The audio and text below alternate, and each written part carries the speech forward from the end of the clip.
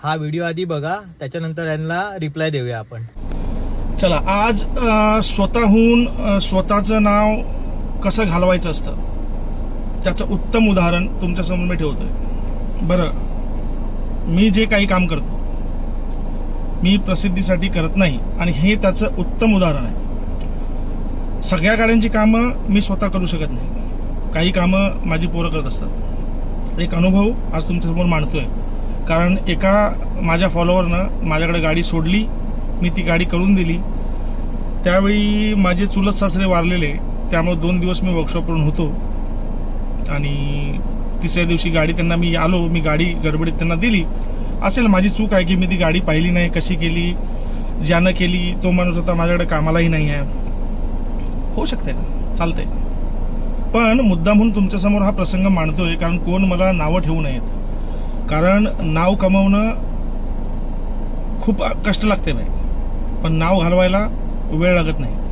तोडणकरांचा video आहे, त्याची link मी share करतोय माझ्याच प्रोफाईलवरती. गाडी आणली त्यांची मी, 2,000 रुपये फक्त भाडं घेतलं आरवलीतून गाडी इथं आणायची, आणि 2,000 रुपये फक्त लेबर चार्ज लावला मी. ॲक्च्युली ते कामाची मजुरी मी 4,000 लावू शकलो असतो. टोईंग जे 3,000 रुपये चालू असतं ते मी 2,000 रुपये घेतले, कारण माझा फॉलोअर आहे म्हणून. आता काय होते, ज्या वेळेला जुनं मटेरियल आपल्याकडे येते ना, ते बसवतात पोरं. मी नसलो तरीही काम पूर्ण होत असतं. प्रत्येक गाडी मी स्वतः करू शकत नाही, आणि घरामध्ये दुःखाचा प्रसंग असला की मग मी आपण लक्ष देत नाही तिकडे. त्यांनी बसवलं असेल, मग यांनी मला फोन करून सांगितलं तुम्ही पार्ट बदलले नाहीत. मग मी म्हटलं ठीक आहे, मी चेक करतो. सोमवार सुट्टी होती, मी नायरीमध्ये होतो, नेटवर्क नव्हतं. नेटवर्कमध्ये आल्याबरोबर यांचा फोन आला, मी गेलो. यांनी मला व्हिडिओ पाठवले, मी काय बघितलेही नाही ते. मी त्याच्या घरी गेलो, म्हटलं तू काय काय बदललास? मला म्हटलं मी नक्कल बदलली, मी लोराम बदलला, मी शॉक ऑब्झर्वर बदलला, चेसी म्हटला सप्रेम मी काढली नाही.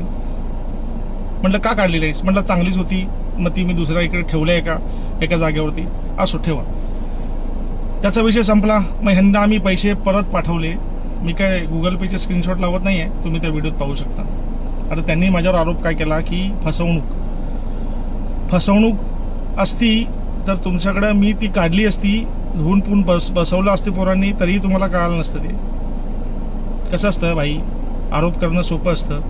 आणि माझी चूक असल्यामुळं मी त्यांना पैसे परत पाठवले. नंतर त्यांनी म्हटले नाही तुम्ही नक्कलही बदललं नाही. ॲक्च्युली नक्कल त्या पोरग्यानं बदललं असेल नसेल मला माहिती, तो म्हणतो बदलली मी.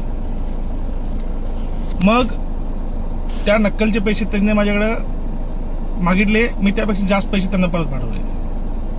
आणि त्यांनी हा व्हिडिओ पोस्ट करून खरोखर चांगली गोष्ट केल्या की सगळ्यांनी पाहिलंच पाहिजे की तुमचं काम झालंय की नाही. मी काय करतो, सस्पेन्शनचं काम केल्यानंतर अलाइनमेंट मी स्वतः करत नाही. मी कस्टमरला सांगतो तुमचं तुम्ही जाऊन अलाइनमेंट करा, तुम्हाला कळेल की मी काय बदललं नाही, काय नाही बदललंय. सगळ्याच गोष्टींचे व्हिडिओ फोटो मी पाठवत असतो. पण ह्या गाडीच्या चुलत सासरे वारल्यामुळं मी ह्या गाडीचे फोटोज व्हिडिओज मला काढता आले नाहीत. आणि पोरांनी म्हणजे त्या मुलग्यानं जरासा हलगर्जीपणा केला. तो आता कामावर आपल्याकडे नाहीच आहे, पण त्याचं फळ मी भोगले. उत्तम. ह्याच्यापेक्षा जास्त स्पष्टीकरण द्यायची मला वाटत नाही आवश्यकता आहे. ज्यांना माझं काम पटते ते माझ्याकडे येतात, जे काम करतात.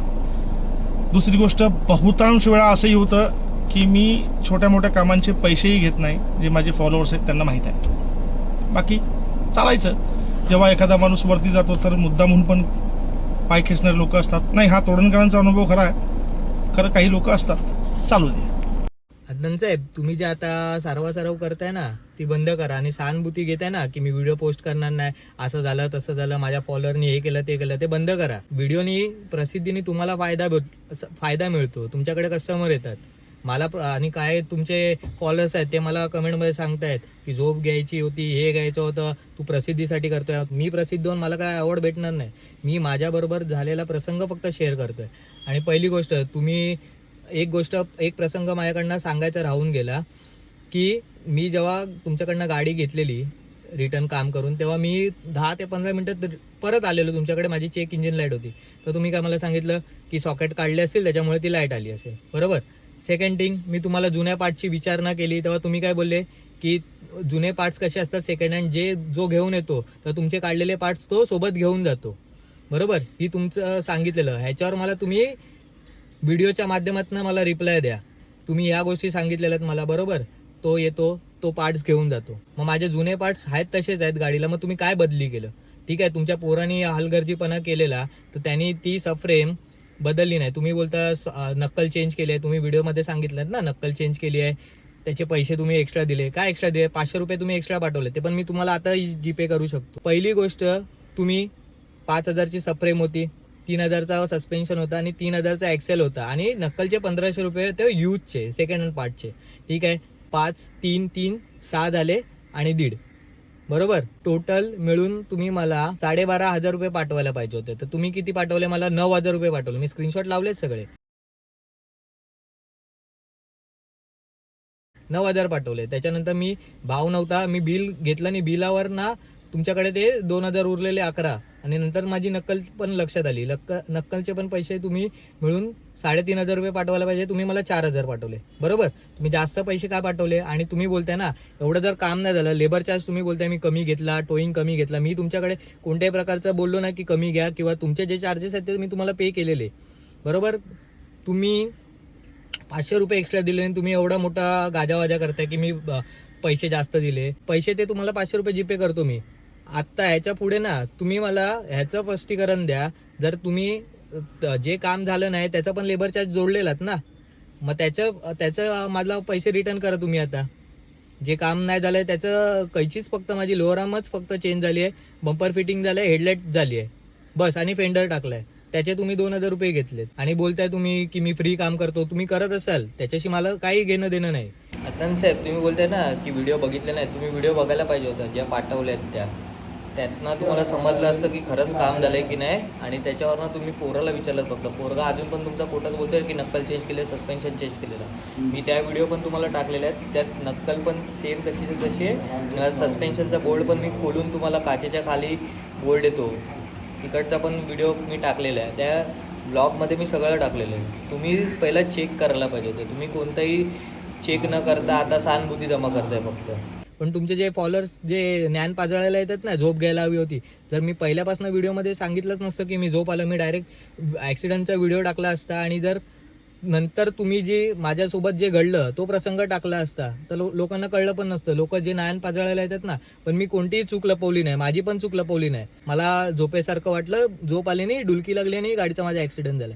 तो माझं नुकसान आहे, गाडी माझी आहे, तुमची नाही आहे. आणि जे फॉलोअर सांगतायत ना हे करायला पाहिजे, तुमची गाडी नाही माझी गाडी आहे. मी कुठे काम करायला सोडायची काय करायचं ते माझा प्रश्न आहे. आणि तुम्ही बोलताय ना, एक मला बोलतोय की सर्व्हिस सेंटरला टाकायची, एक बोलतोय टायर टाकायचे. टायर ना जागेवर 2 रत्नागिरीत टाकलेत, बिल पण जोडतोय याच्याबरोबर. मग समजेल तुम्हाला.